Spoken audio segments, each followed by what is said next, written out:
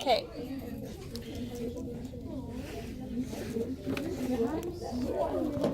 I'm going to assume that can see us.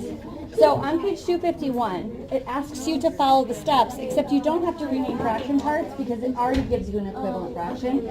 We want to practice the part where we're actually adding mixed numbers that already have a common denominator to make sure that we can do that. Okay? You have manipulatives available here if you need them or want to use them. You can share with a partner so that you have enough. Some of these are kind of big numbers. We're going to start on problem 10 on this page, which is 1 3/5 plus 1 1/5. So go ahead and write that on your whiteboard.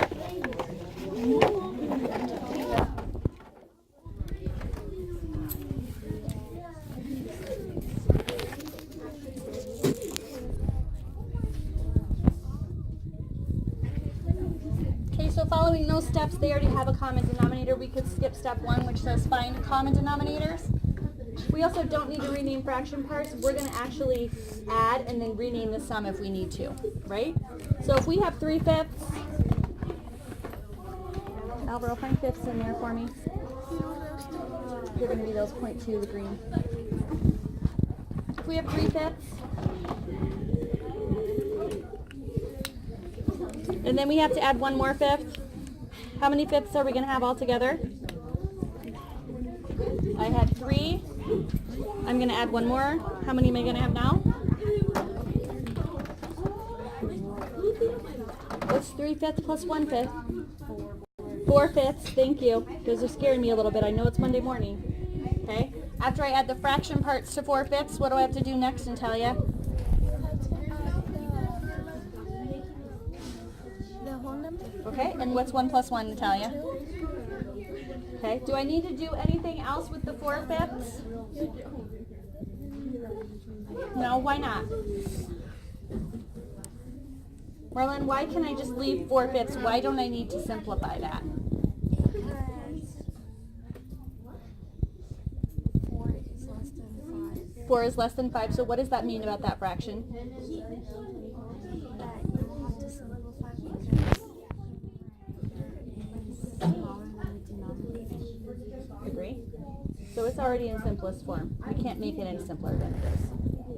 Okay, moving on to number 11. 1 1/2 plus 1/2.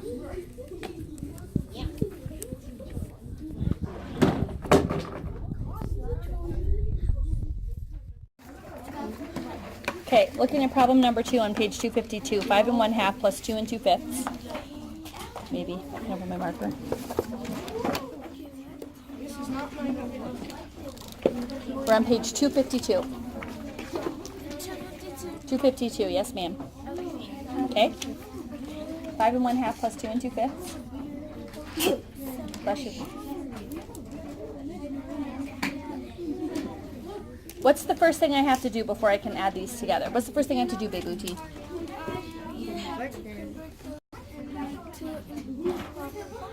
I could convert them to an improper fraction. Yep, I could. If I do that, there's something else that has to happen to the fractions before I can add them together. What is it, Jimena? You have to do is change the denominators. Okay. Because you can't add them. I can't add a half and 2/5. How come? Because they're not the same size pieces. They're not the same size pieces. How can I make them the same size pieces? How can I make them the same size pieces, Alexis? So 2 times 5 equals 10, and that's how you do it. But whenever you do to the bottom, you have to do the top. Okay, because that makes it an equivalent fraction, right? Otherwise, if we don't do the same thing to the top and the same thing to the bottom, are they equivalent fractions anymore?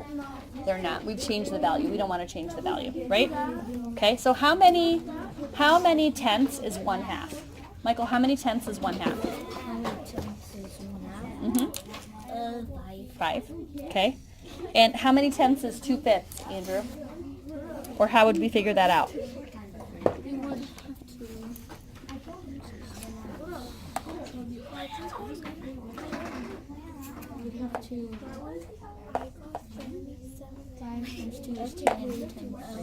Okay, and so then 2 times 2 is 4.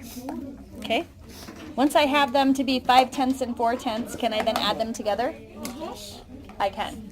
what would I get? 9/10. Okay. Am I done? Is that my overall answer, 9/10? No. I have to add the whole number. If I add the whole number, 5 plus 2, I get 7. 7 and 9/10 ends up my whole answer. Okay, good job.